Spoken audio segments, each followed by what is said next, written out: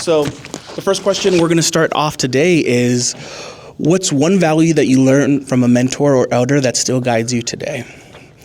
And the example I wanted to give is one of my teachers from high school. Her name was Carrie O'Brien, like lily white lady, but she was in community, and she just had this magical ability to check me in the right way that still didn't like shut me down. And one of the things that I still remember to this day, like I still get that feeling. She was like, "Aaron, you need to shut up. You need to shut up and just listen, because if you're not listening, you're not. If you're listening to respond, then you're what did she say? You're listening to respond, then you're not really listening, right?" And she was right. Oftentimes, I felt like I was in debate mode, and I had to have something ready. And I felt a lot of pressure to have to respond sometimes. And I constantly remind myself of that moment and say, hey, stop talking to yourself, stop talking like in my head to get ready, and just listen. And I think that's helped me so much in my journey.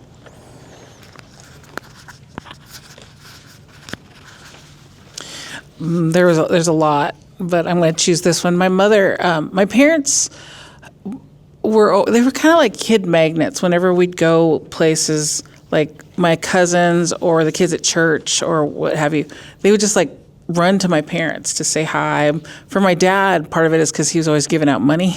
I was like, send that over here, Dad. But he always like give out ones and fives to the kids. But I asked my mom one time, Mom, why do you guys always, there's always kids around you. How come? And my mom said, because people are really good to us, and what we have to offer is to be really good to their kids.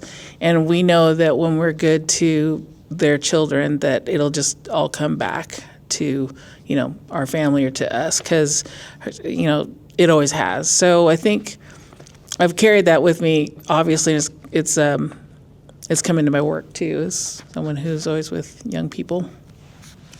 Thank you. I think the first thing that comes to mind is something that I learned when I was just starting to get in like youth development and community work when I was about maybe 16 or 17 years old. There was the guy. He was the director at the Boys and Girls Club that I was at daily. His name was Mark Pursley. He would always say this to me: "If you build it, they will come. If you build it, they will come." And as a 17-year-old, I didn't know what the heck he was talking about. But as I got further into the work and as I learned more, building programs and building opportunities for young people, if you do it the correct way, if you do it with intention and with care, it doesn't necessarily matter what you're doing. They will come, right? And I've been in situations where I've had like colleagues wonder like, there's one time we went with the Washington Trails Association, and I took like 20 kids to go build trails, and it was like hard work. Like it was not easy work. And like I remember some of my colleagues like, "How'd you get them to do that?" And I'm just like, just having a conversation about them, having a conversation about how important it is for somebody to come out here and build these trails, and giving them the opportunity to show that you're building these programs. And they came and they showed up. And so that's just something that I've always taken with me through anything that I do in my work, and to this day, it's still kind of what I lean on and what I emphasize on when I'm building programs and serving young people in community. So one thing I learned from my parents, we always respect older people and obey parents. But one thing, I was born in Vietnam, so we children often don't have a voice. So when I came here, I have to adapt different. That I see like on the table, kid can have to sit with the elder. Then I learned that in the community. When I work through, I feel that not even we respect elder, but we have to respect young children too. They also have a voice, and I just guide them throughout what I learn and connect with the elder people in community. That to children, we respect both sides, not only one side. That's I got taught. Thank you. For me, I think it's, my mom always says to me, if you really wanted it, you would work for it. If you're not working for it, you didn't really want it. So I think that's something I'm like, I think about it. If I'm not putting the effort in and I reconsider if I actually wanted it, and if I actually want it, I should put effort in. So she says that to me, our whole family, a lot. So. Hi, everyone. Well, I was born and raised in Somalia. So one thing I learned from my parents is like not only from my parents but the whole community. Is when I was a child. When I was a growing up, not a child, I was always, my parents always tell me, you are responsible of this and that. So by the time we were like 6 or 7, we have responsibility to do. So always I grow up, you can do this, you can do this, you can do this, even though you are still a child, you can do this. So it's still, it's with me still, yeah. Okay. I think, I have so many examples from teachers too, but I'm gonna take an example from my dad. My dad came to America in the 70s with the Bracero program, and he worked in California at the grape fields or the vineyards.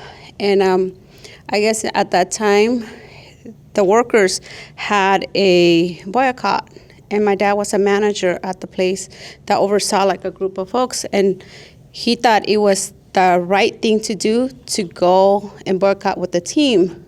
When he came back, the boss of the ranch was like, well, you're one of the managers. Why did you go with them?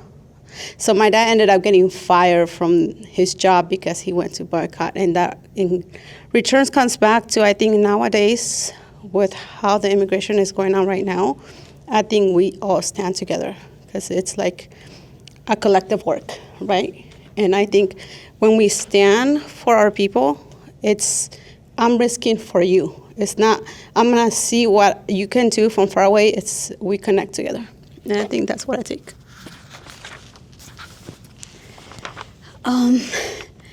I think for me, honestly, I wish I had a mentor when I was younger. I came here as a 14-year-old when I first came to U.S. And going through high school, I had great teachers. I love and appreciate all my teachers. But I wouldn't say like a specific person was my mentor. I think I had to figure out a lot of the things and understand how the system works and things like that. I remember being in 11th grade, mid-11th grade, my junior year, and learning about Running Start. And I was really frustrated. I was mad at myself that I did not know Running Start existed, that I could do my AA while in high school. I was partly frustrated with myself as well as with my counselor. I did not have those resources shared with me. I didn't know what system existed. And then I remember graduating high school feeling like I didn't achieve much. Although I was the honor roll student, I had so many medals and all that, but that did not really satisfy me as much because I didn't think my teachers, my ASL class teacher or my counselors did the service to give me actually like what are available to me, what are the resources available in the schools. So I had my peers graduating with their AA, and here I am just high school diploma. It is okay, but that actually got me motivated to become an advocate and mentor for other kids, the refugee and immigrant kids that are in my shoes, that are going to high school. So my first work with Horn of Africa Services, I started becoming a mentor to high school youth, especially the newcomers, new arrivals to US, like that have been here for a year, 2 or less, and helping them navigate the school system, telling them like what resources are available, where they can go to get support, what they can achieve, empowering them. And that that in a way was a healing journey for me. I was there for kids, although I didn't have much for me, but I am doing that for myself even right now with the work I do with youth. I'm youth program coordinator. I try to bridge the gaps, like what was I missing when I was in high school, what can I do for the youth right now, and basically, yeah, but I wish I had a mentor, and I wish I could quote like the verses or like the things your mentors have said. But I'm trying and working to advocate for young adults. Thank you.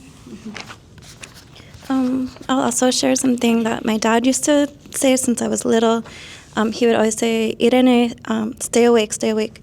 And he passed away a few years ago, but I took it as both, or I take it as both, like be woke, like always be critical of what's around you and the systems and what you're hearing and seeing, but also stay present and stay awake to the people around you and how they are showing up, and just be like very present to the people that you're with. Thank you. So for me, it's not necessarily like a mentor, but I really look up to Roxana. And I remember when I had just started working, she had told me about an instance she had with, or like a conversation she had with a community member. And she basically, there was some frustration on the person's, from that person, and they needed, or their needs weren't being met, and that was like the topic of the conversation. And Roxana had said something along the lines of, don't quote me on it because I have really bad memory, but she expressed how she wasn't able to find a way to satisfy or kind of like meet her needs if her needs were not expressed to her.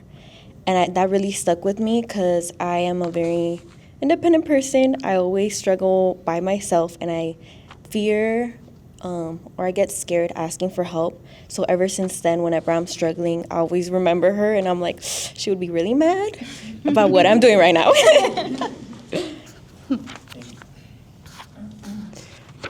One of my first mentors when I moved out to this area was named Carrie, and she actually hired me in my first job. So I was like a new professional in social work, and I am just a very driven, like, person who likes to do a lot of action, and I would get frustrated in all the meetings that we would have because with the groups and community members and other leaders, because people would spend like the first 15 minutes or so like just talking with each other and chatting, and this sounds horrible, but I was like thinking to myself, we have so much work to do. There's a lot of problems we need to solve. Like, let's get to the agenda. And so one time I told her that, and she said, Debbie, that connecting time is the work. She said, that's the most important part of the work. She said, nothing else on the agenda will get done if that doesn't happen. And I am so grateful that she told me that when I was in my 20s and so young and inexperienced, because it's really, it shaped everything that I've done since.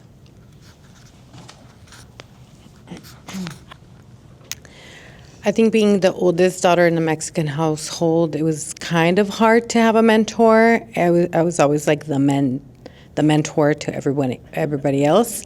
But I'm going to speak in Spanish really quick.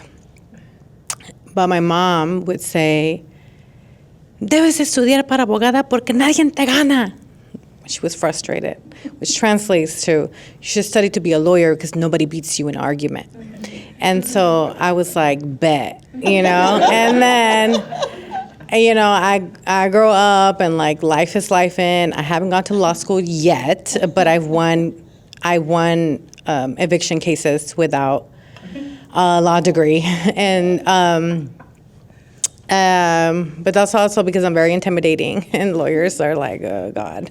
But anyways, that's another story. But that connecting to my professor at Seattle Central Community College, he comes up to me after class one time and he says, Julissa, I know you want to go into social work. I know you want to work for young people to like help them with like their psych and their mental health, and because that was what I was going for. He's like, but I see this fire in you, and if you want to make a difference in a larger scale, you need to go to policy. And I see you can do that. And I was like, well, my mom said. And then my professor is saying policy and law and stuff. So I work in policy now. Okay, so, but all that to say is like that fed this fire in me with like, in a way, becoming this mentor for young girls to use their voice and to become leaders and to be loud and to take up space. And if it were for my mom regañándome about that, you know, who knows how that would have fed my leadership, you know. So grateful to my mama and to my professor. So here we are. I don't know what to say about this, but I can think about my grandma in Mexico. I moved to Seattle when I was 25. And I remember seeing my parents and my grandma helping the community, serving the community, helping the community, and in community all the time. My parents still are in the community in Mexico. I grew up watching all that. And then I moved to Seattle, and ESL classes, the teachers, I don't know, but I had the best teachers. I went 2 quarters for the ESL classes, and they would say, like, you can do it, Elsa. They were so nice. I love them.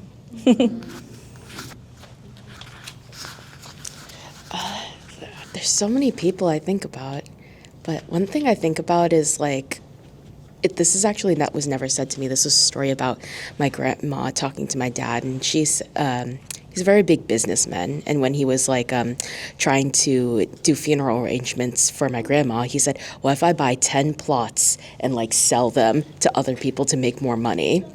And she said to him, never make money off the dead. But how that translates to me now is like to really celebrate being alive in the space that we're all at today.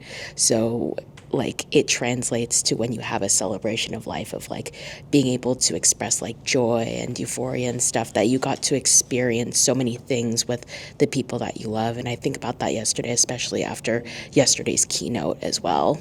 Yeah. Thank you.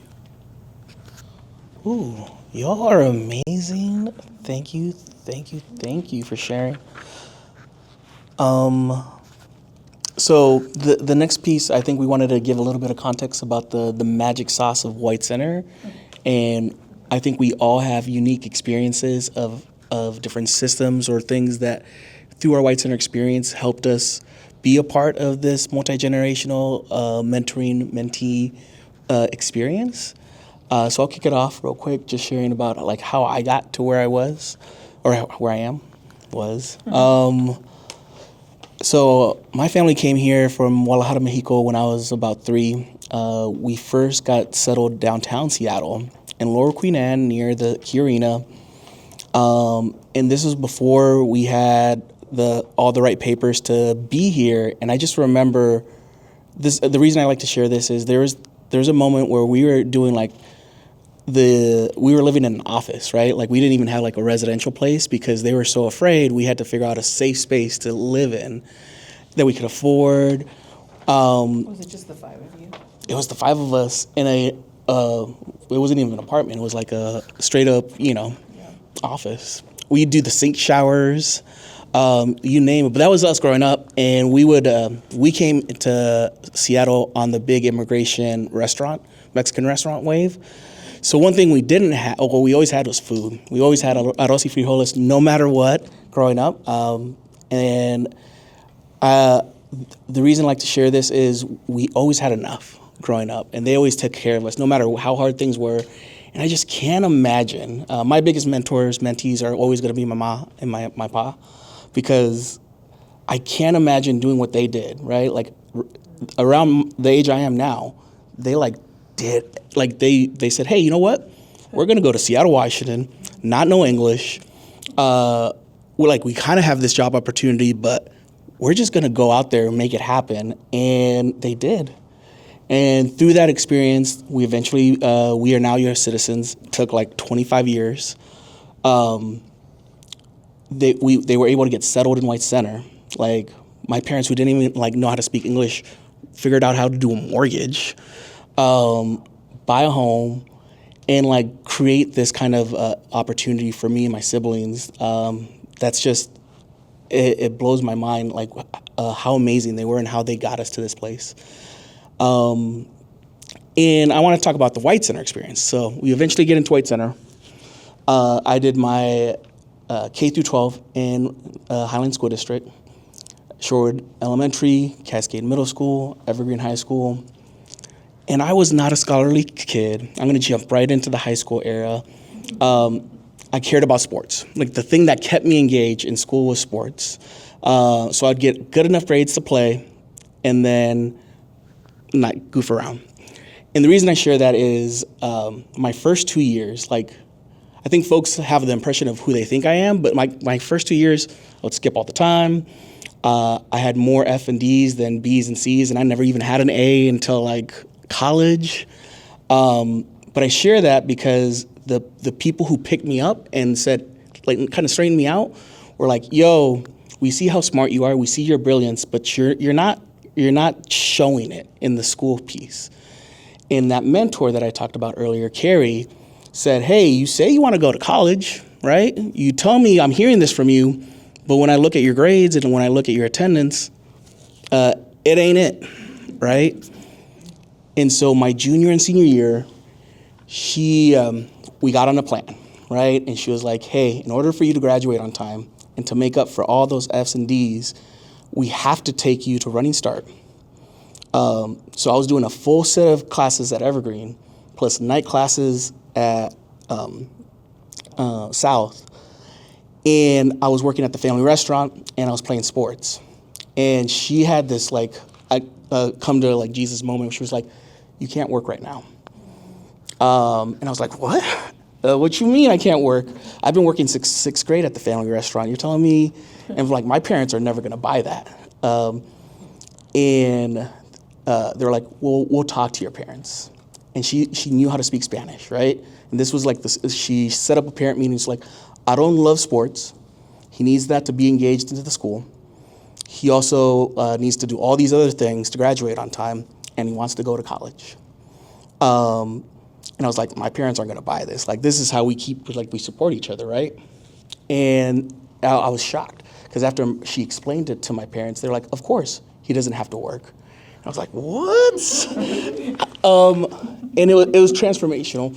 Because what I learned through that experience, what she helped me realize is something that I still live to this day, like asking for help, asking for support, even like to the people that, like your parents, is a muscle. And in the Latino culture, like my mom would say, I'm a burro, I'm stubborn, right? Like I'm gonna have to figure it out. And the biggest gift that she instilled into me as a mentor was keep asking for help, keep working out that muscle. The more you ask for it, and you're gonna get rejected. You're gonna get told no, right? Like that's okay. Keep asking, keep figuring it out. And you have to ask the people that you know, you have to ask strangers, you have to ask everyone. And the more you develop that muscle, the more you grow, the more you're gonna become yourself. As a result, I was able to get my like 1.8 GPA to like 2.5 by senior year, which was huge. Most folks are like 2.5, I don't know about that, but like, you know how, GPAs work, it's hard. And I was able to, by senior year, all my Running Start classes, I did really, really well, right? And it was a weird story because it's like, hold up. In the more rigorous, harder classes, you're doing great, but in the high school classes, it told a weird story. And my mentor was like, hey, we're gonna apply to colleges anyway, right? So I applied to all the universities. I got rejected from all the universities. I got rejected by Wazoo. I still am really, like that was my... You should have put my name on there. I wish.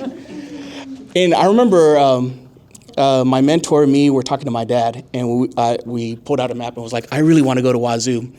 And I pointed to on the map where it was, and he was like, how are you going to drive there and back every day? Every day? Yeah, every day. So that was a whole other culture or story.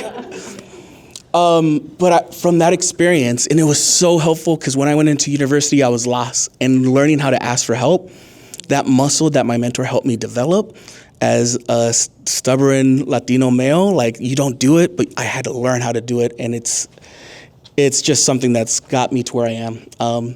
And long story short, just to bring it back home, I think it's helped me as a role as an executive director for this organization to not be into my head so much and to be able to advocate for this organization, because what I'm doing is I'm advocating for the community that I represent and figuring out the different ways to ask for help for White Center. So that's a little bit about my journey and how I bring it into the White Center world. I'll let you jump in. Well, I'm much older than these two, lots older. My parents came to the States from American Samoa in the late 50s. So I think my dad was here in 1959. Then my mom came a little bit after him. And then my sister and I, we were born here. And we have 3 older siblings, so there's 5 of us total. And my sister Lena and I, we were born here. When they got here, they rented a house in South Park, down there near Southern Heights, actually, so it was in Boulevard Park. And then when they went to purchase a home, they purchased the home in White Center, which is the house I live in today. So they purchased that house in 1961, and we're still there. And just for, we were talking about homes earlier, but they paid $15,000 for that house. And the last time I checked on Redfin, it's like 700 something, which on the top range of that is just crazy, right? And so anyhow, so I went to Mount View Elementary, Cascade. It was a junior high then, and then I graduated in 1981 from Evergreen High School. Then went on to Washington State University. That's a whole other story. It took me 10 years to get a 4-year degree. And not because I was partying, I wasn't. It was just some other stuff that was happening. And when I came back, I really didn't know that when I came home from school that I would be staying in White Center. But shortly after I got back home, I realized, I'm staying here. And I was involved as a volunteer at the church with the youth group. And the church was very close to the elementary school up the street from the middle school. And it was a small church. There was nobody going there. And so we basically had a building and then 10 people there on Sundays. And a ton of kids would come. Because in the beginning, I just thought, well, what do you do to get kids? Well, just serve some good food and make sure that the music is decent, right? And so literally kids would be walking by the building and kind of peek in because they would hear and they would smell the food. And that's basically how we built that youth program in the beginning. And I remember the building was super rickety at the time, right? And so, like, the floor, I just knew the floor would collapse any day. But I remember one day, there's that thing, that principle called your level of incompetence, and you rise to your level of incompetence, and then that's where you sort of stay, because you can't rise any higher, right? And I remember thinking, the day I had 54 youth at a youth group night, and it was just me. It was me and 54 teenagers.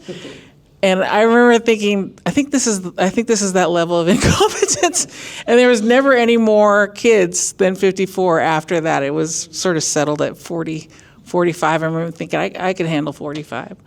But I think growing up in a place like White Center, outside the city limits, unincorporated.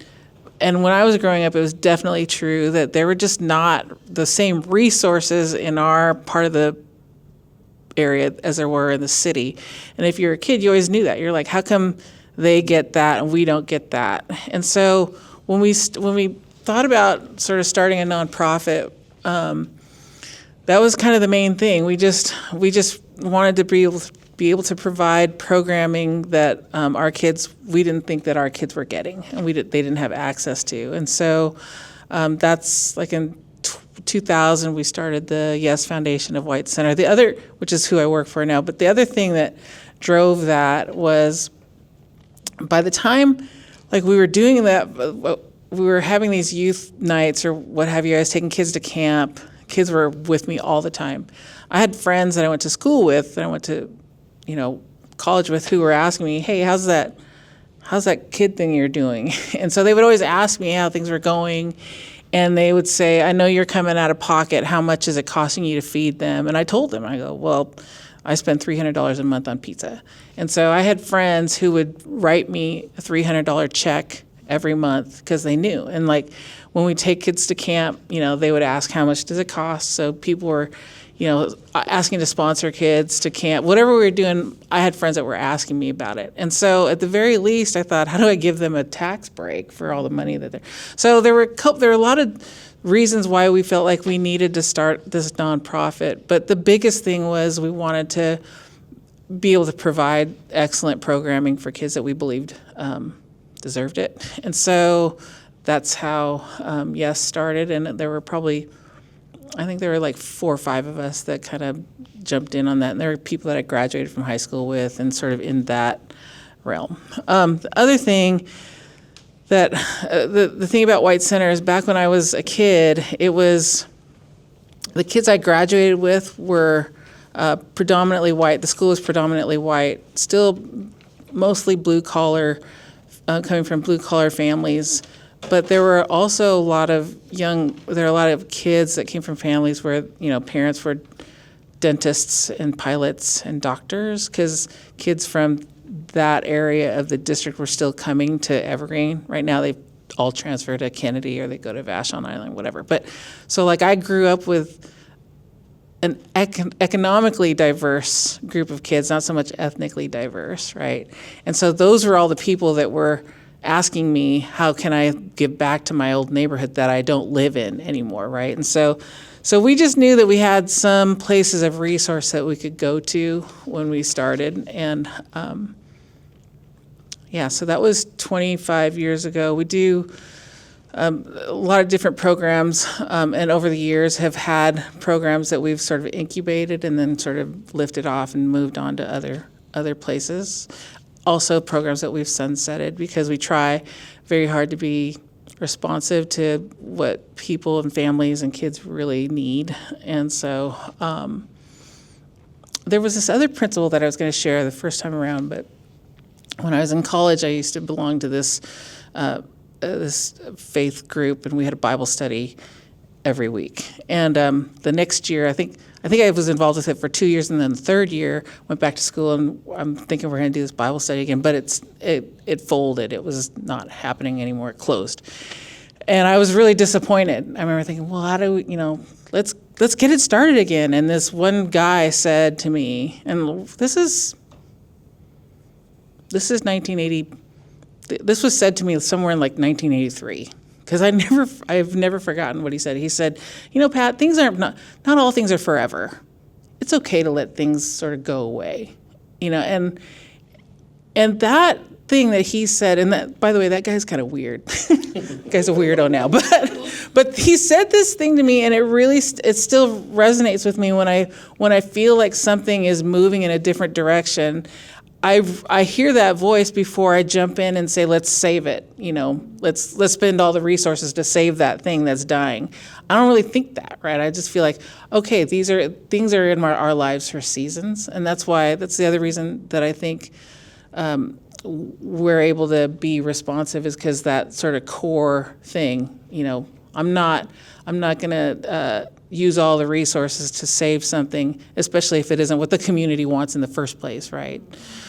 That was a side note. Anyway, so there's other ways that we've showed up and tried to build power in White Center, besides the foundation. Although, for me, working for Yes has given me freedom to sort of look at my community and figure out how can I engage in different ways.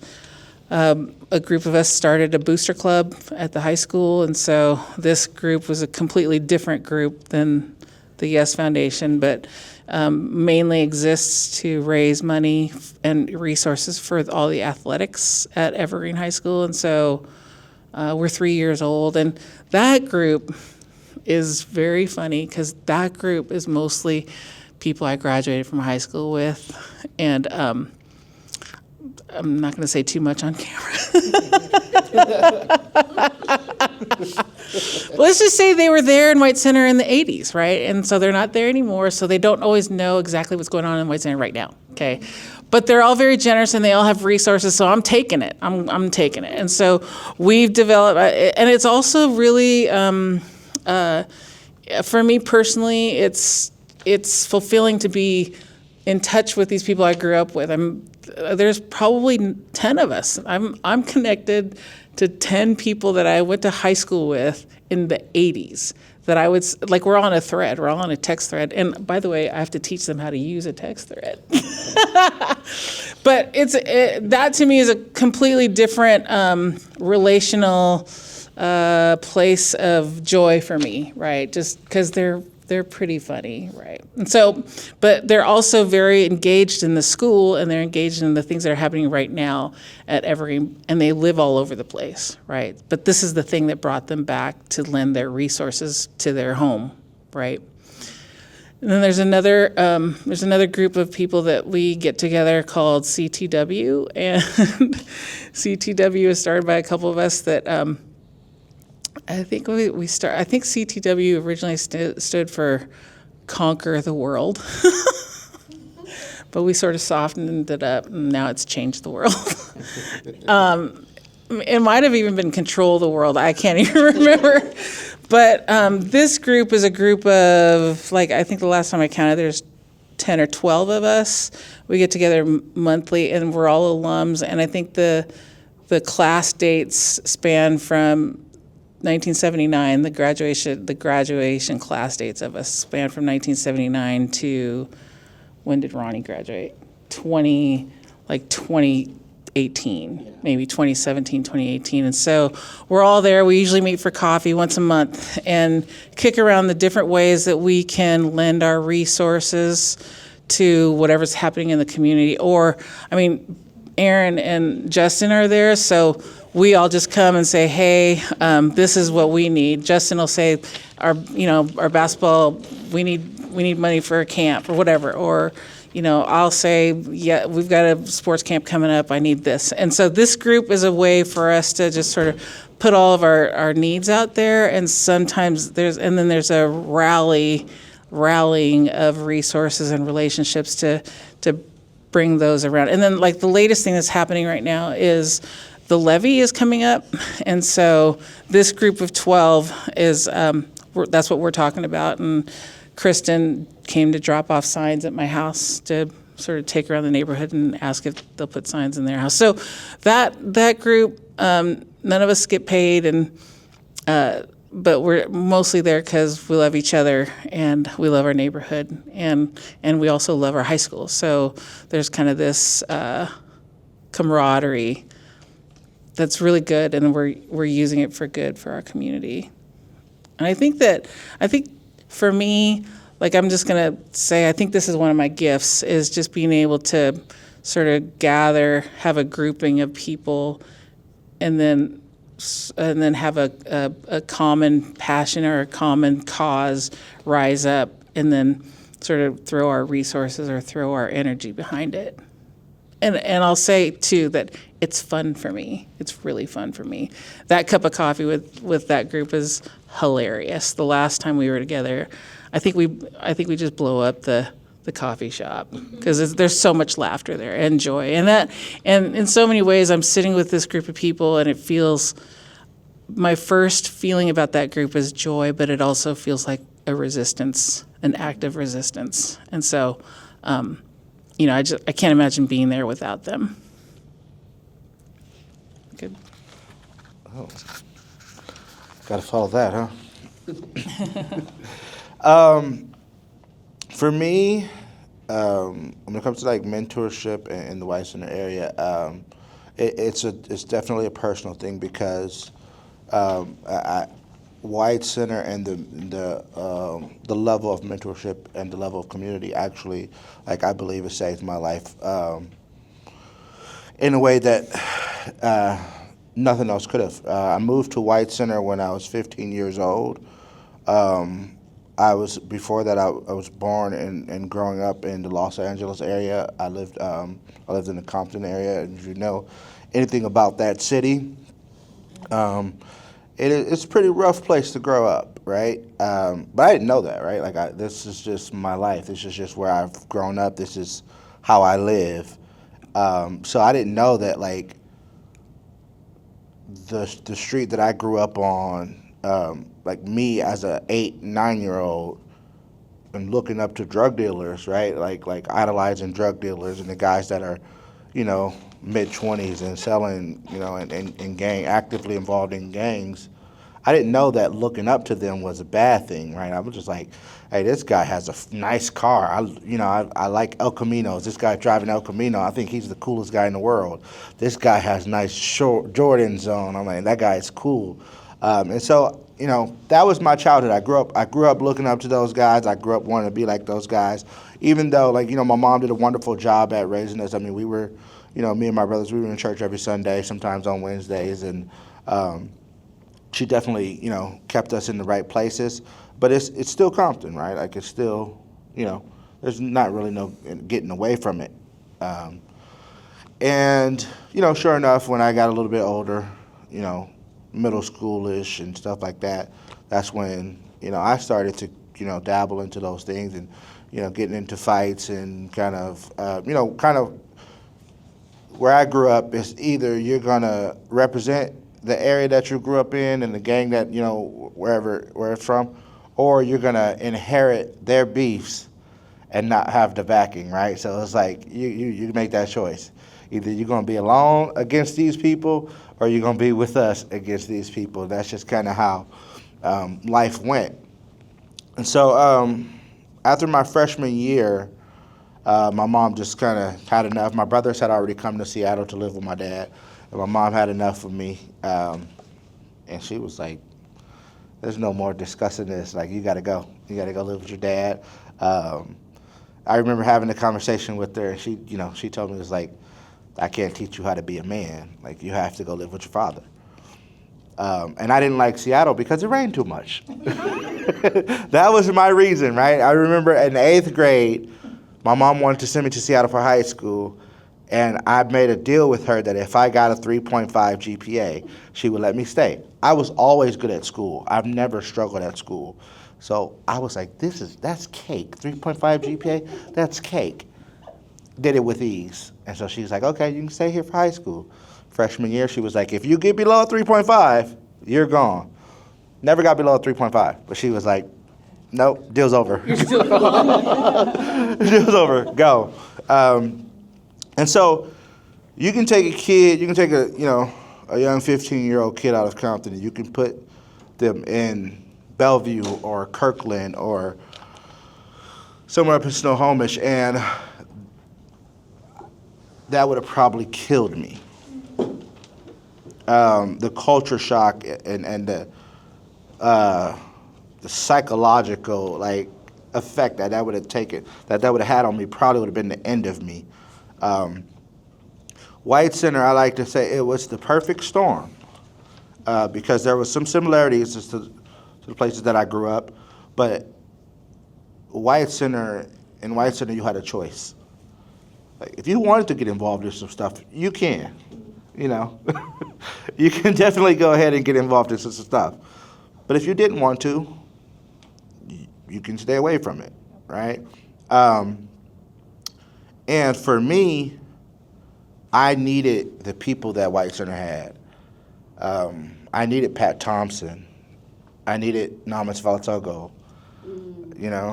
I needed, Jody Addix. I needed these people in place that were gonna pop me into the right direction even when I tried to veer off a little bit, right? I needed my basketball coach, John Burnley. That man was crazy, but he was a good man. And so at a young age, I found myself kind of being put into that place, the same place, right, as younger people needing me, right? I started working at Boys and Girls Club when I was 17 years old, and I don't know, I loved it. It was fun, right? It was fun for me to go work and play dodgeball and basketball and shoot pool with kids. I'm like, who in the world thought to pay me for this? This is crazy.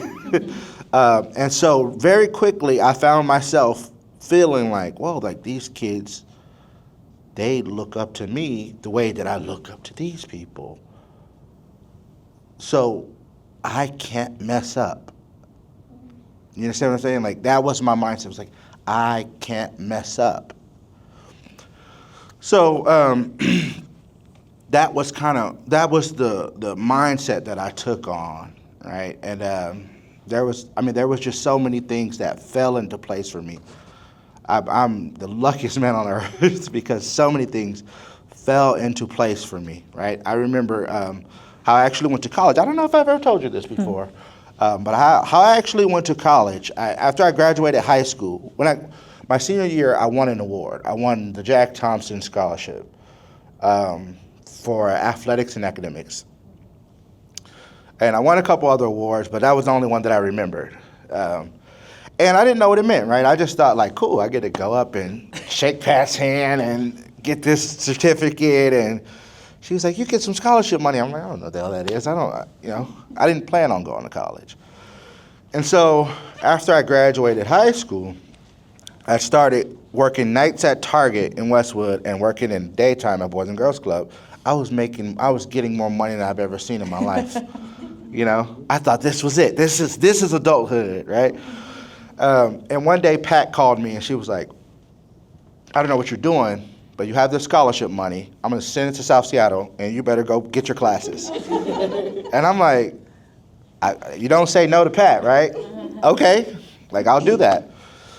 And so I go to South Seattle and I'm like clueless. I don't know anything. I'm the first person in my family to ever do this, right? I go in there and they give me a list of classes and I'm like, wait a minute, I thought I was done with this cool stuff. And so I was like, forget it. I'll go until the scholarship money runs out so that Pat can't be mad at me, And while I was there, I'm like, wow, college is still easy for me. Like, this school stuff is still easy for me. And I got another scholarship. So I'm like, okay. And so I remember one of my closest friends today. His name is Aaron. He's from Africa. He's from Eritrea. He struggled writing. He struggled writing. So we were at South Seattle Community College, and he was applying to universities. And he was like, hey, dude, you're a good writer. Can you write my personal statement for me? I'm like, sure, I'll write it. 5 minutes, 10 minutes, write it up really quickly. And he's like, why don't you just do this for yourself? I'm like, no, for what? Like, I'm only here until I run out of the scholarship money, And so he convinced me. He convinced me to apply because we had this person who was paying for our application fees. He's like, just apply. So I applied. First school I applied to was WSU. Then I applied to Western, Eastern, and UW. And about a month or two later, my brother's girlfriend, I sent everything to his place. I don't know why I did that. I sent everything to my brother's place. And I was over there hanging out, and my brother's girlfriend, she was cleaning. And for some reason, she couldn't find a dustpan. I don't know if she even had a dustpan. Sometimes people don't even have one, but she would use envelopes, right? She grabbed an envelope, and she started sweeping up off the floor, and she stopped, and she goes, you got to accept it to Wazoo? She was using the envelope that said congratulations to sweep it up. And I'm like, give me that, Oh, snaps. Like, yeah, I guess I did, And just even that moment, I'm still like, this doesn't mean anything, right? This doesn't mean anything.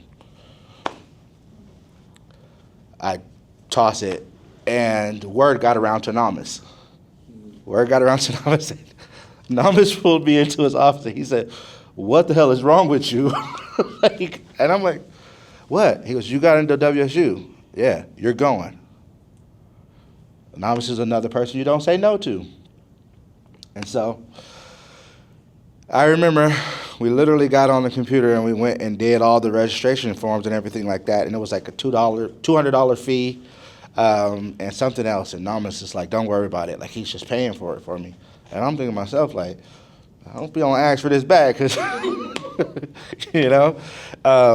And sure enough, literally, class started at Wazoo 2 weeks later, and I was there.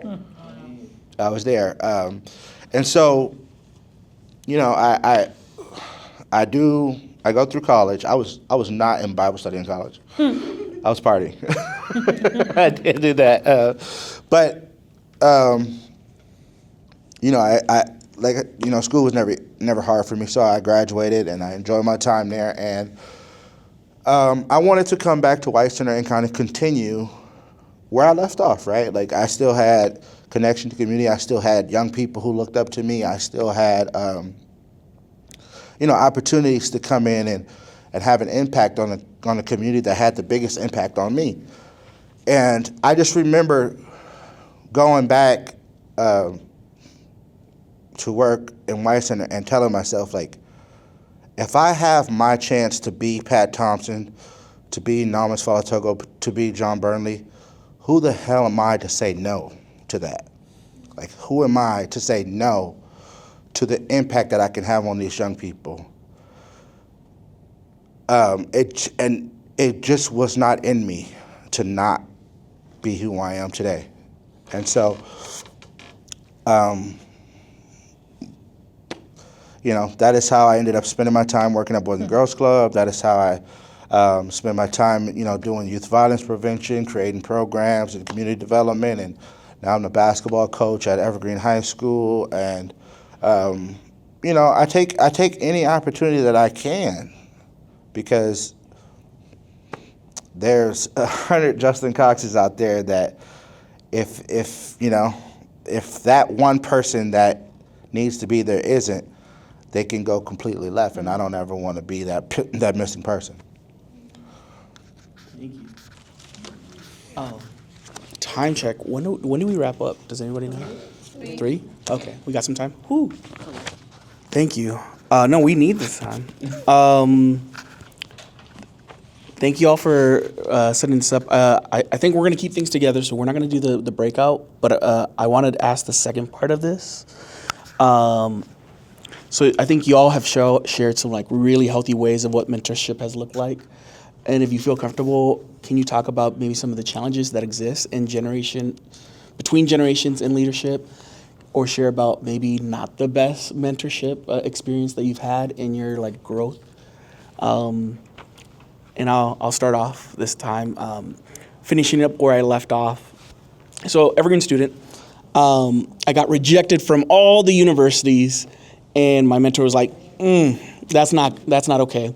And she said, we're gonna appeal all these decisions, because like you're solid in your college classes. Like there's a story or case to be made here. So we filed appeals for all the universities in Washington. I got rejected again, except for one. Western Washington University said, you know what, there's a thing here, come up for an interview. And the admissions director said, I want to meet with you first, right? And his name was Tom Narini, another mentor of mine. Me and Carrie drove up to Bellingham, Washington. I was like, this is wild. Why are we going up to Bellingham? I got rejected. And this guy, he was the head honcho, right? Western doesn't have like a process for this, but they're like, why is this guy being so persistent like this? So he did an interview with me, and he was like, tell me your story, because he was like, your first 2 years like D's and F's, horrible like academics, but then I see your college transcript and you get like 8 B's, and I don't think I had that many A's. I might have had like 1 or 2 A's, but I was like a solid like college student in Running Start. He's like, this doesn't add up, right? And it was funny because it was just me and Tom, and Carrie was like, you're doing this by yourself. Like, I got you to this point, but I can't tell your story. And I walked into that room, and Tom was like, afterwards, he was like, okay. And I remember I was shook, because he was like, you fucked up. You don't have he swore at me, and I was like, how are you swearing at high school kids? Yeah. And I was like, you're dropping F-bombs to a high school kid who's hella nervous right now. But the reason he said this was to like set the tone, like other students get a couple of chances. And he was like, you don't get a second chance, right? You're already on probation, but I'm gonna let you in. And not only that, he was like, I'm gonna let you in, and I'm also gonna give you this MAP scholarship, multicultural, I forget what it was, but like it was some money, and I was like, what? And he made another condition. He was like, once a month, you're gonna check in with me. And I was so grateful. I was like, you're the man. I was so happy I'm going to college. And I was like, but what can I do for you, right? And he was like, you don't gotta do nothing. Just come in once a month. And I was like, well, can I bring you food? It was like, no. And once a month he would, and he helped me every month navigate the problems I was having up there. Because as a first-gen college student in a predominantly white environment, like that was weird. It was so hard. I wasn't ready. Even though I had caught up somewhat, like I was so behind in so many ways, and I struggled, and he helped me continue to ask for help, right? And there's a reason for this. I ended up graduating from Western, and through that experience, because I remember going to Western and saying, I want to get this piece of paper, and I want to leave White Center. Like my prerogative was get out of White Center, bring my family somewhere nice. But through that experience, I was like, damn, there's so many reasons why systems keep perpetuating this thing that I learned. And it was just a shift in how I thought and how I saw the world. And I was like, I need to get back. Because if every one of us who get this opportunity to leave just dip, then the community is never going to get better. And I just knew from then on, I wanted to come back into community and be that change, because so many people before us did that for us, right? And this leads to a not so good experience.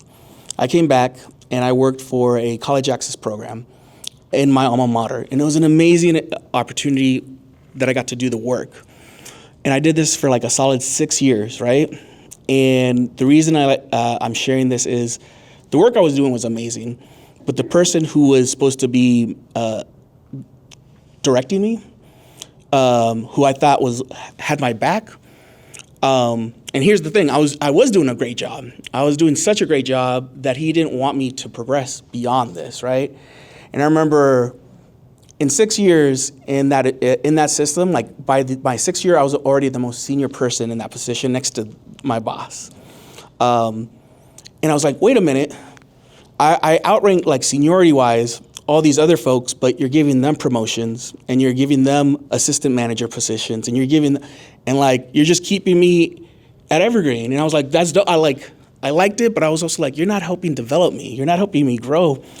And it was intentional, right? Like he liked that I was making him look very good. And it was so frustrating because every person after me was getting paid more, was getting career advancement opportunities, and not everyone's out there looking out for you.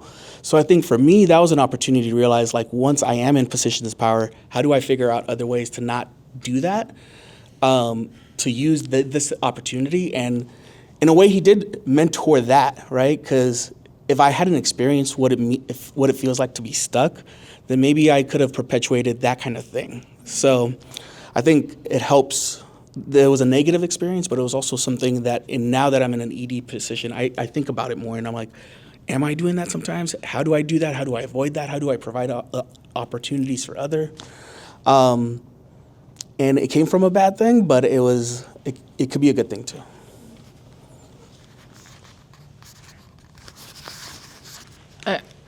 I can think of a couple different situations, but I'll tell on myself here on this one.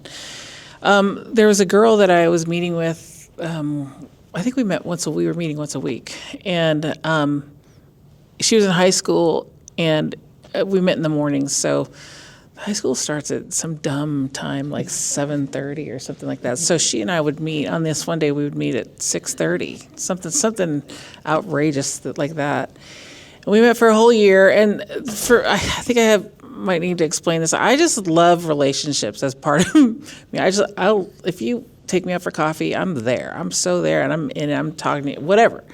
And so I would meet with this girl, and she was hilarious, and we laughed a lot. And but at the end of her senior year, I'm really embarrassed even just to say this. She said, "Well, I wish we would have used this time to do something constructive, because I'm just having coffee, and if there's a Danish there, I'm having that, right? And then we're going to talk and we're going to laugh." But so like her assessment of it, and I don't even think she was being mean. I mean, I think she was just like, she just sort of saw the whole year and thought, gosh, like I thought after she said it, God, I really wish we would have used this time in a more constructive way. And then in my mind, I'm thinking, yeah, we could have been applying for school. We could have been talking about your career. We could have been talking about all this. So my what do you call that? Cautionary tale about that is just sometimes, I just really need to always remember, and from then on I have, but just to be super intentional about time that we have with young people. And your example is just like daggers, right? Like I would die if I was one of those people. And unfortunately, I probably have been one of those people who wasn't on top of making sure you didn't fall through the cracks. And thank God you figured out how to a way not to fall totally through the cracks, because you saved yourself, right? Which is a whole other great story. But I just think that that opportunity, I'm still close with this young person who's now a mom and mom of two and all that. But I think of that a lot about their time is valuable. My time is valuable.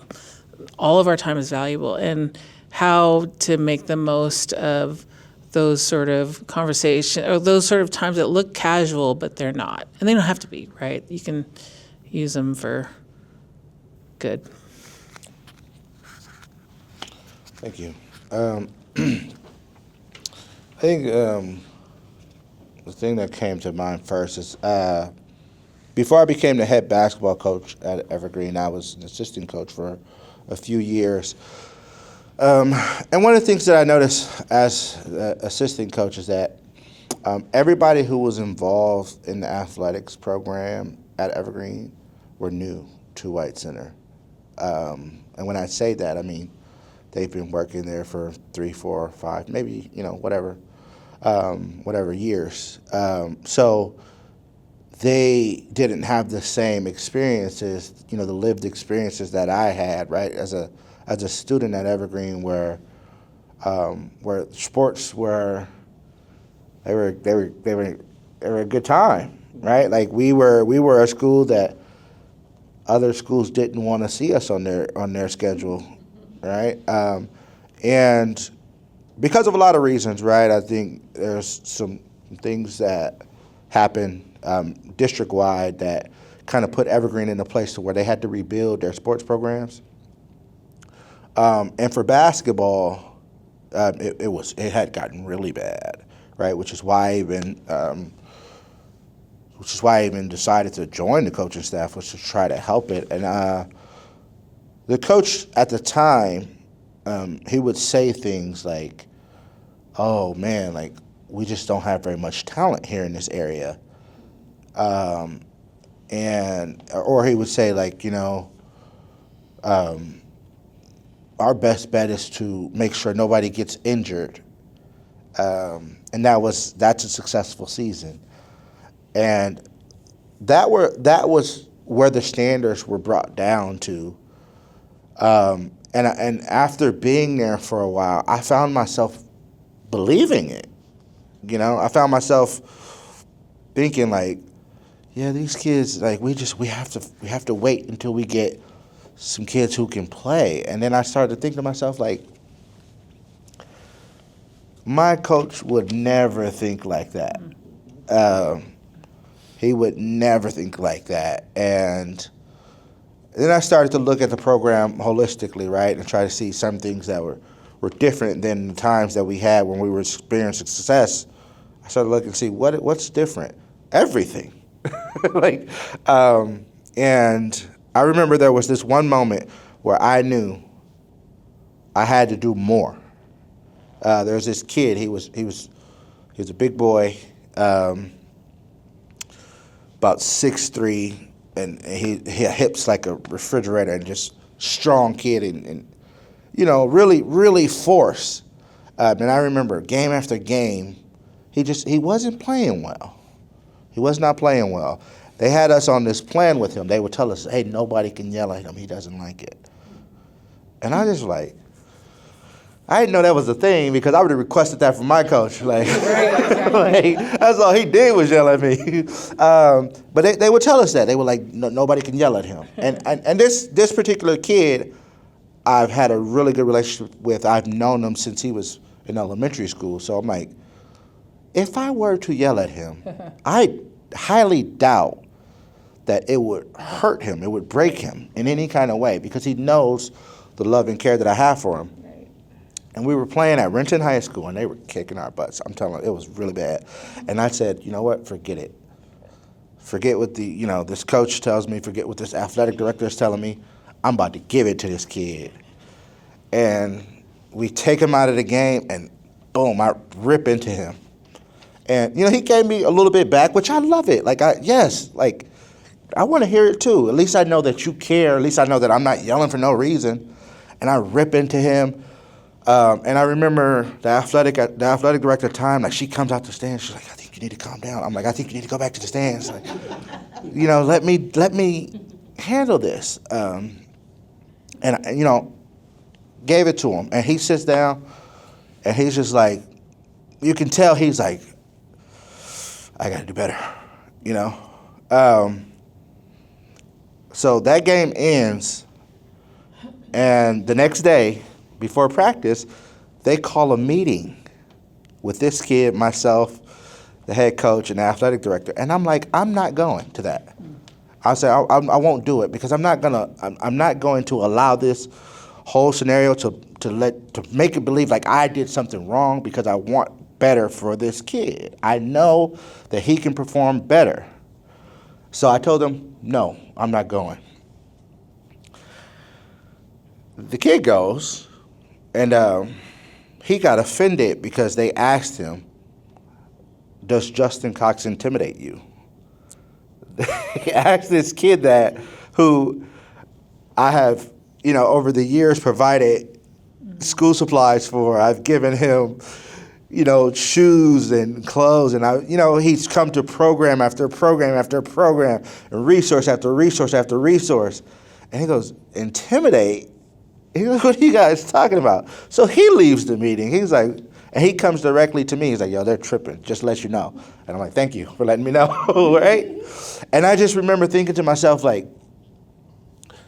they're perfectly fine with this kid performing or doing something that he loves to do, but at a level so low that he's almost fallen out of love with it. And they're fine with that. The next game that we played, this kid had 32 points and 20 rebounds. Completely dominated the game. And he continued to play that way. That was a turning point for him. He continued to play that way. And I remember later on in the season, we had a kid who was our guard. He was kind of playing a little. He wasn't performing pretty well. And the big kid, he goes, I think you need to do to him what you did to me. And I'm like, what are you talking about? He goes, yell at him, man. Yell at him. He needs it. Yell at him. And so I'm like, yelling at him. But I just remember at that moment, I told myself, I got to get out of this situation, and I got to create something different, because this is not okay for our kids. And so I quit after that season, and with some help from these folks here, we started a feeder program, Wolverine Select, where kids can start playing competitive basketball from middle school, and they can start getting, the skill development and the culture building things at a younger age. And so, let's say after a year, things fell into place again. Like I'm telling you, I'm the luckiest guy in the world. Things fell into place. The coach that was there ends up leaving, and they hired me as the head coach. And my first season, this is the same program that this man was telling me, hey, we just don't have talent. You know, there's no way you can win if you don't have talent. My first season as head coach, we went to districts playoff, and that hasn't happened in 12 years. That hadn't happened in 12 years up until that point. And I remember thinking to myself, like, had he still been here, he would still be saying that these kids have no talent. And that is the craziest thing. It is the craziest thing. And so when we talk about, like, having bad experiences, you know, I feel sorry for that man. Because I think it was his ignorance, right? Because as a basketball coach, I know that he knows a lot about the game, but his ignorance led him to believe that these young black and brown kids couldn't be successful. And I pray for him, because that's not right. That's not right. And that was a blatant example of just poor leadership, poor mentorship, and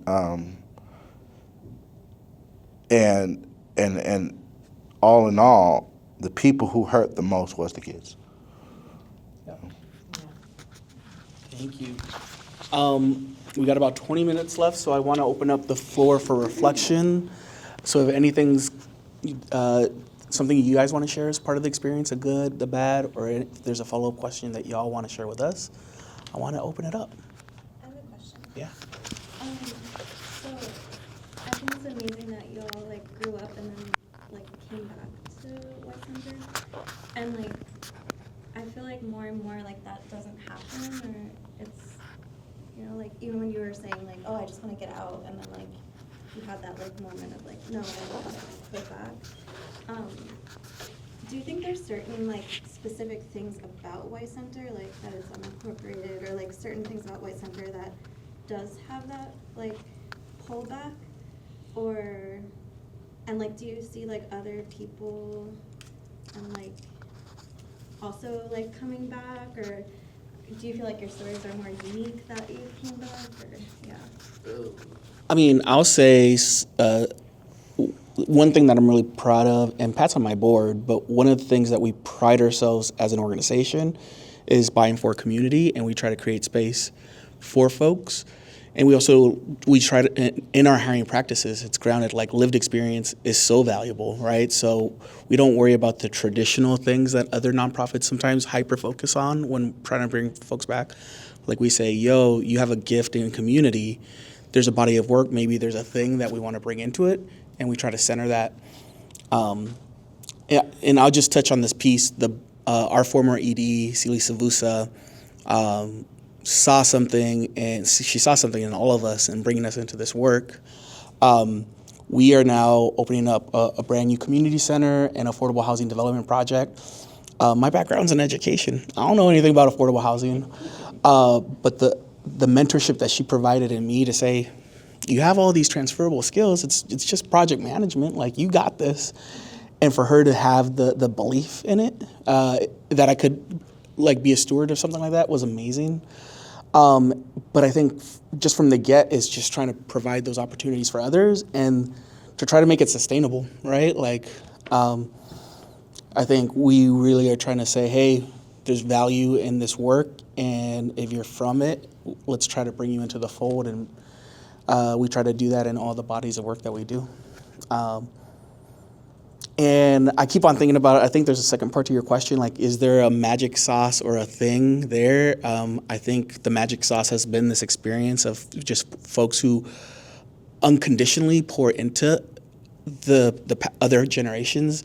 And it's unconditional, right? It's like, it doesn't matter who you are or what you do, what your race or religion or your belief is. Like, there's just an abundance of love and giving, and we're going to figure it out that's poured into us. That at some point it clicks and you're like, damn, so many people did that for me, and it's a calling. It is a legit, like, I have to do my part now.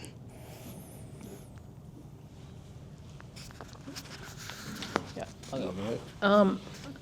I think that's a great question. I remember having a conversation with a young man who was getting ready to go to school, and I asked him what he wanted to do, and he said he wanted to he's going to school in California. I think it was UC Davis, and then he said he wanted to go into medicine. And then after that, I go, and then what? He goes, well, I want to come back. I go, come back here? And he said, yes. I go, that's great. I go, how do you think where do you think you could work, or how would you, I'm just kind of having this conversation because I'm really curious about what his thoughts are. And where would you live, or how would you want to bring your skills back to the community? And then we just sort of sat there. He goes, so White Center doesn't really have the capacity for me right now, right? I go, I don't know. I don't think so. Not in the way that you're talking about, but that's where your community comes in. Because my hope right now is that we're going to build something so that we're ready for you, because I want him back. I don't want him to come back. But, the reality is that, we're still trying to build capacity so people can come back if they want, or so people can stay, or people, where people who live in White Center can thrive no matter what they're doing. And I think, we are people who value people who come to the community, and we value people who stay in the community, and we value people who have been in the community and then are sent out, to do their thing and be excellent and be awesome, because we know that they're out there loving White Center from afar, right? But I think that I live with this question that you're asking a lot, and I think what I'm glad about is that when I was growing up, the measure of your success was ultimately, if you could get out of White Center, then you've succeeded. That was the mark, right? I don't think it's that anymore. I think that kids in our schools know that they are loved and that their community sees them, and I don't think that their first thought is, in order to succeed, I got to get out of here. I think their first thought is, I really want to do right by my family and by my community and by my own standards. And if there's a way to come back, I will. And if I'm supposed to come back, I will. I'm just hoping that we're building something for them to come back. I think me to answer this question is there's going to be complete biases in there because I feel so indebted to the community, and over time, White Center, it has been composed of all my favorite things, and so when I actually don't live in White Center right now. I live pretty far from White Center right now. I live in Tacoma, right? When I was purchasing the home, it was better market over there, so I commute. But I am still rooted there, and I think representation matters. And I think as a young person, getting complete access to these people who I now look up to, and these people who are who are very impactful. But also you can still reach out and touch them. I think was a very important thing for me, and I learned it. I learned it to still be accessible and be there and be rooted in White Center, and I think it's just one of those things that keeps getting passed on. I've had tons of experiences where a young person goes off to college and their goal is to figure out how to bring what they have gained back, right? And I don't necessarily know if there's a secret sauce or anything. What I do know is that it feels good, and so there's a possibility that it feels the same way for other people in other neighborhoods. But I don't know. I've yet to care to find out. And I get shown, right? I think even as who I am today, I get reminders, right? I get often reminders of. I just had a really big reminder of me being in the right place. So I stay there. I stay there, and I don't see it changing. So That's the best I can give you. I think the secret sauce is something of what you said. I think the secret sauce of White Center is the belonging and the culture, because, you know, going to Las Marquetas, you know, it's like, and looking for your culture and not to impose or take over space, but it's like of somebody who's gentrified out of the Central District into White Center. And I was like, oh my God, we all went to Cascade, you know, and it's just that feeling of like a pueblo when you're in White Center. That is the sauce, I think, in my opinion. You know, it's like it's what brings me back to that space. So I'm grateful for that. And I'm grateful for you guys and all your stories. Yeah, thank you. Any other questions? Oh, and I'm also from Compton. Oh, really? Well, born there. Okay. Sorry, no, Want go to say ahead. more about that? No. We're curious.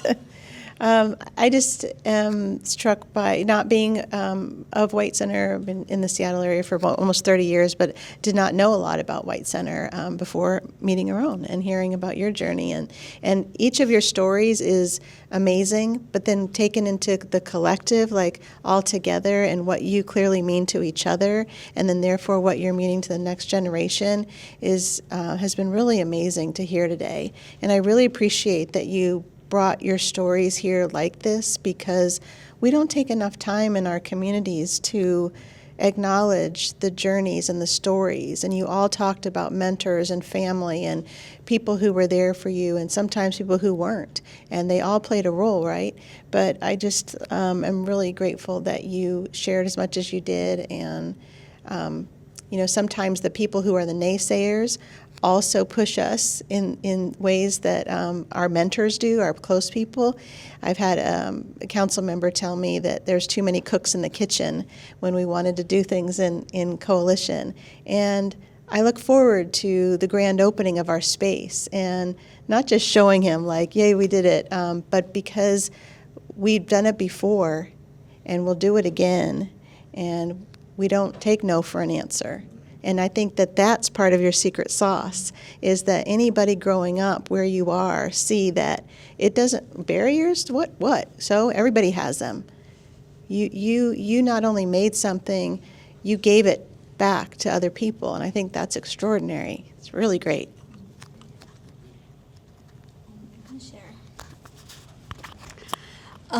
I think this was a great learning moment for me. Amazing. I'm so impressed. Do you guys actually have openings? Like, I'm ready to apply.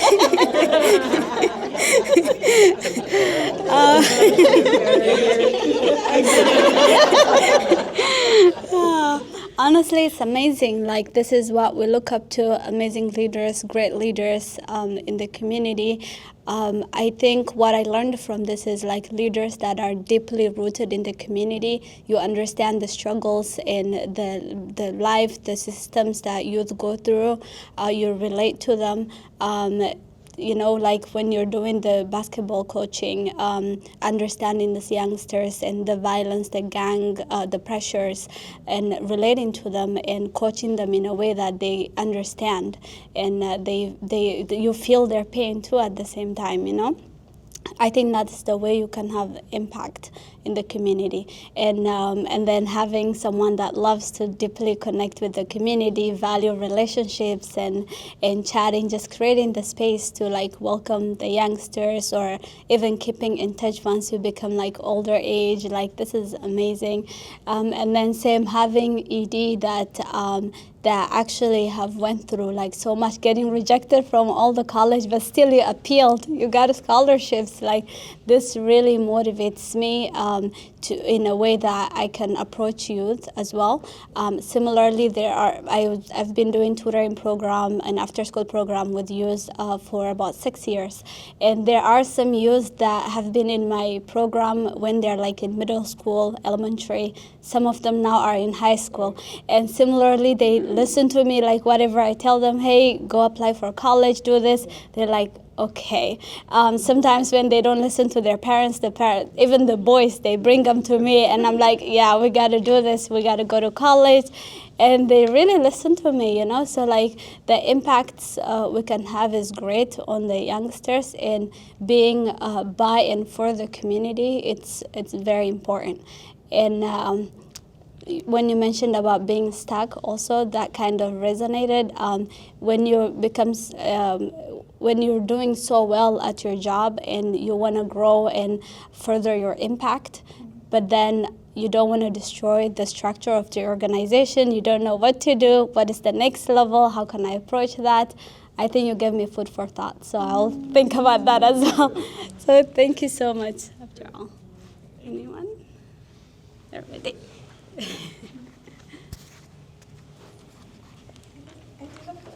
Do it. But like thinking about like coming back to community and like these long-term relationships, and I don't know, coming back to Seattle after being away from a lot and just seeing the change and the gentrification, and I'm like, oh my gosh, what's next? And so I guess, how do you all see like making sure White Center, like you were talking about just how much has changed since you were in high school. How do you see yourselves like really making sure this, like the culture and community of White Center is maintained as like there's more pressures southward of like gentrification and new movement? That's $1 million question. So this is really exciting. The part of the answer to your question is the White Center CDA is in the middle of developing something called Project 2075. Is that right? 76. 50 years out, right? And to me, that's so exciting. And you know, you're in the beginning phases of it, right? Mm-hmm. And so one of the first sort of foundational things that I see that they're doing is gathering a historical sort of what are the founding values and the themes and the things that are important to this community today, and how do we, and then, you know, just sort of building on from that. I don't know everything about how it's going to go, but to me, just to be able to say we're on this. It's Project 2076. We're not going to let a certain clown in the White House come up with 2025 and have it kill us. It will not, you know. And so that is the response from community. So I think that's one strategy. And like for myself, who won't be around in 2075, I hate to be morbid about it, but you know, this is just super corny and super personal to me right now, but the Yes Foundation started a community garden, right? And I know nothing about garden. Before this, nothing, zero, nothing, okay? And so this season was my first sort of harvest season, and I'm so in. I mean, gardening is the bomb right now, right? And like, I'm like a little kid. If I could, I would just watch the dirt, because to me, food from dirt is freaking amazing, right? And I think, and like, it's enough that the thing comes out of the ground and then there's like fruit and vegetables coming right off of it, right? Until the first day I picked a green pepper, which those are mine. I planted those. I planted peppers and onion. I planted them all. But anyway, the peppers that I planted, I picked a green pepper and then I opened it. And first of all, as I'm sure all of you know, it's better. It just tastes better when it's right there, right? I opened the pepper, and I've opened peppers before. I've eaten peppers before, but when I opened that one and I saw the seeds in there, the first thought I had was, God doesn't understand capitalism very well. Because to have this one product produce potential for a zillion more products, like potentially I never have to buy another pepper again. That is not capitalism, right? So that's one thing about God that, whatever. But this whole idea of this one fruit, this one produce, and seeds coming from that, and being able to sort of whatever I choose to do with these seeds, whether it's to put it back in the ground and more will harvest. I think I'm becoming this person who really believes that gardening is one of my acts of resistance, right? And White Center actually, coincidentally, if you drive around now, there are plenty of gardens going on. There'll be a garden at the hub that's being built. There's a garden at the school, at the brand new school. There's a huge garden like 10 blocks up from us that's there's a garden at the log cabin. So there are, and also, you know, my own, I don't want to call it quite ignorance, but I think that the people who live in White Center, especially people who come from other places and who've made their home in White Center, many of those people are gardeners, right? Like that's their heritage.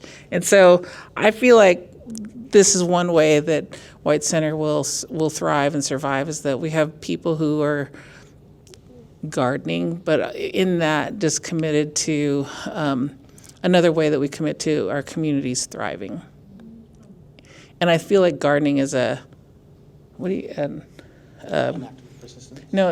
also just a metaphor for all the other ways that we're going to plant and thrive. That was good. That was drop the mic. I just, dang, I can't drop the mic moment, but I'll add, and I don't know if you were asking this too, so let me know if I'm just going in a different direction, but one of the things I've wrestled with is like, at what point does someone become White Center, right? And like, at what point do like the gentrifiers and the displacers like push in? And you know, it's not our job to say who is and who isn't White Center. I'm kidding. But you just through time know, and I think something that you've like what I've often seen is there have been a lot of well-intentioned white folks who come in and do their best, and then 5 years later they're out, right? The funding dries up. Yes. We're gonna be here, right? Even if we have to move to Tacoma, even if we have to, I don't know what the future says, but like, this will always be my home. Right. Yeah. And I say that to say like the folks who are just gonna be transactional, they buy that $1 million Park Lake home. That's unbelievable. That property's now $1 million in Park Lake homes.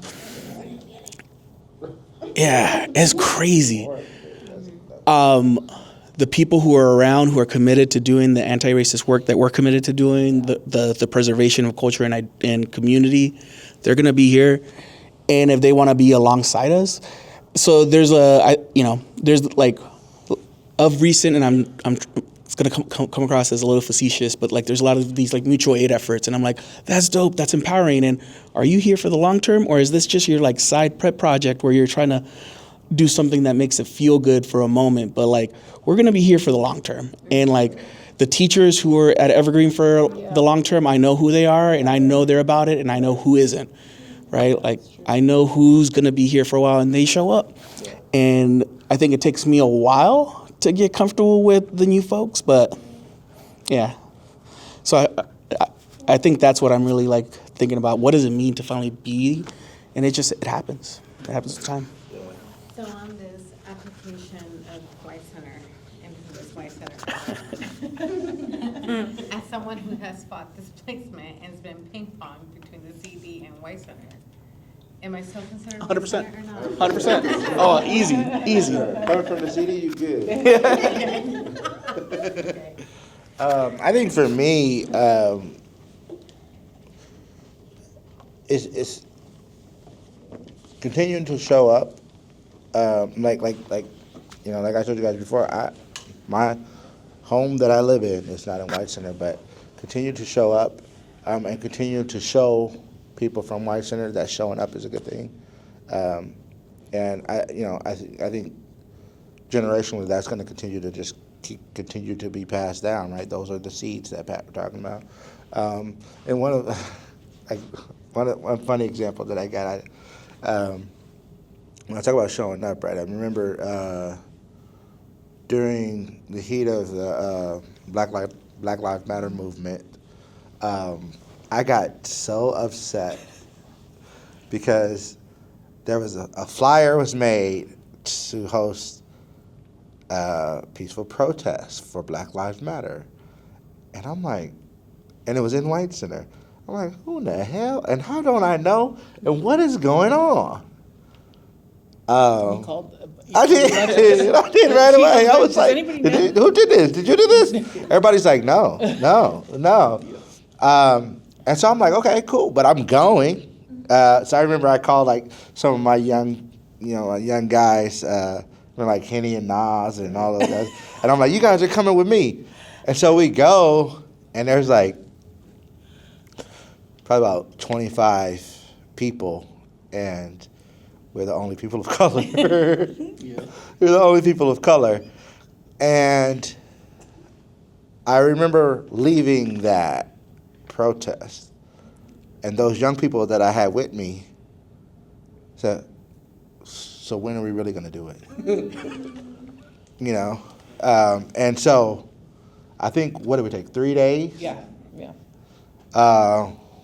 After I left there, I called him, like, hey, look, this is what we need to do. CTW. Yeah. And 3 days later, we had a peaceful protest where we got over 3,000 people out on the streets of White Center. And so when I say showing up, you know what I'm saying, like, I think there's a reason why I wanted to bring those young people, right? And there's a reason why I keep them close to me, because those guys, those few people that I'm talking about, they're all doing community development work as well, right? I think, we got Nasha's with the Y Scholars Program, Henny's with Choose 180, you got some people with Progress Pushers. These are all people who literally spent every day with me growing up. And so when I'm done, they'll still be there. And the kids that they kept with them will still be there. And so we'll just continue to show up and deal with it. Yep. Oh, that's the mic drop right there. All right, y'all. Thank you so much.